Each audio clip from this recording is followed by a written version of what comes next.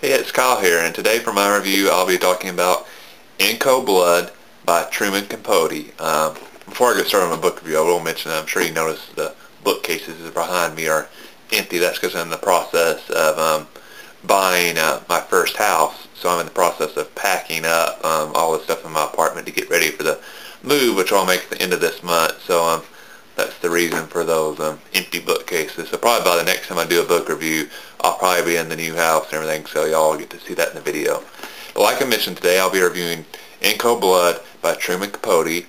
I was kind of inspired to do this book review probably because of my last review, To Kill a Mockingbird. I'm sure a lot of people already know, but some people might not. Truman Capote, the author of In Cold Blood, and Harper Lee, the author of To Kill a Mockingbird, grew up childhood friends. Actually, the character Dill in To Kill a Mockingbird is based on Truman Capote, and obviously the character Scout Finch is actually based on Harper Lee.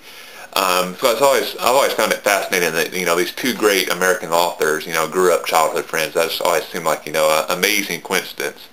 And Harper Lee also helped Truman Capote actually write In Cold Blood. They actually did the research together for this book, so she played a big role in this American classic as well, by Truman Capote.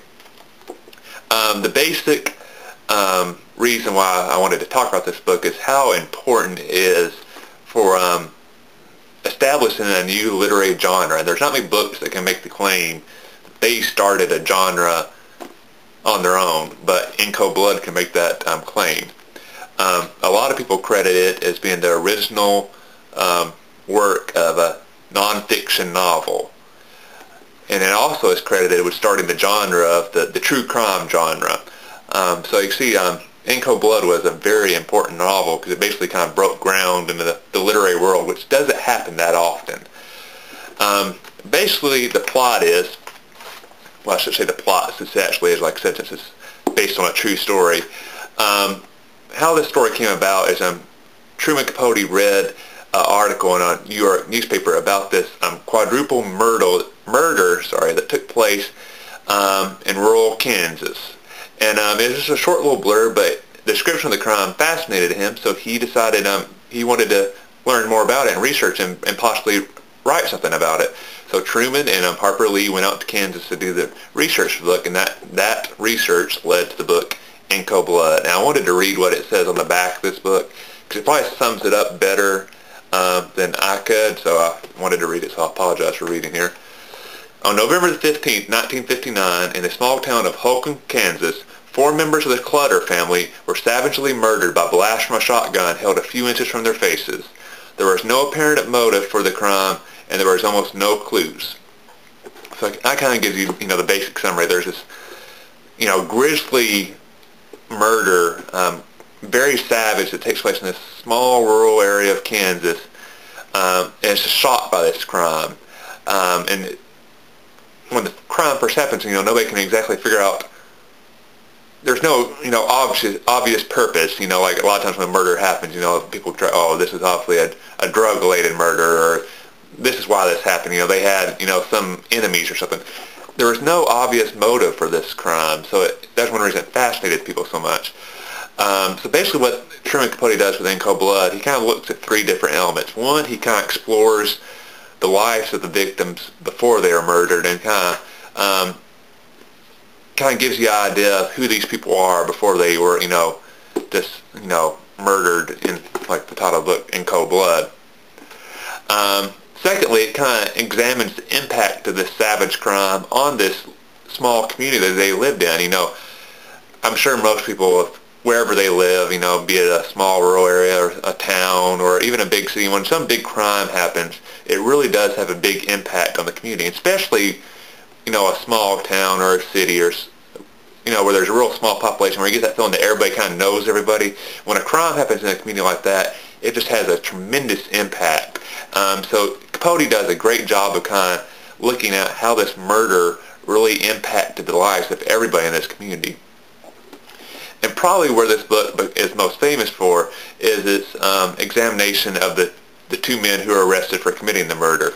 Capote spent a ton of time interviewing these 2 gentlemen while they were in prison on death row, and he got their perspective on the crime and why they did it and how it happened. He really looks at, like one of the points he tries to make this book, like these two guys, if you separated them, each on their own, probably could not have committed this crime, but together their personalities, kind of matched up in such a way that they became capable of killing four people for no reason, really, in a very violent manner. So it really kind of gives Capote does a real good job of giving a fascinating examination of, like I said, the lives of the victims, how a community is affected by a real savage crime, and then how humans are capable of committing such a crime by looking at the killers in this book. So it's a fascinating read. I will warn you, this, like I said, it deals with a very violent crime. So, maybe younger readers, this is probably not appropriate. I'd say if you're okay with a rated R movie that deals with a lot of violence, you're probably good with In Cold Blood. So I'd say maybe the 15, 16, 17 age grades. Probably above that, you're probably ready to read In Cold Blood, and I'd strongly recommend it. Like I said, it was really a groundbreaking work for establishing the nonfiction novel and the true crime genre. And I'd also recommend, there's been several movie versions done of this book, some looking at the crime itself, others actually looking more at Truman Capote and how he wrote the book. Probably most famously a few years ago, the movie Capote came out with Philip Seymour Hoffman, which was a really great movie, and it really looks at how Truman Capote and Harper Lee did the research for this book. They look at the crime itself. It's a really very good movie, so I'd recommend, if you've never seen Capote, go out and rent a copy or go buy the DVD. It's a really good movie. But most importantly, I'd strongly encourage you to read In Cold Blood by Truman Capote, and I think you'll enjoy it. And like I said, hopefully the next time when I do a book review, I'll be in my new house. I'll give you a tour. Very excited. I'm actually going to have a room dedicated in the house that will basically be my library/office, so I'm very excited about that. So I'm sure that's probably where I'll be doing the book reviews in the future. So until then, I'll hope you enjoy all the reviews on this channel, and like I said, go read Truman Capote's In Cold Blood.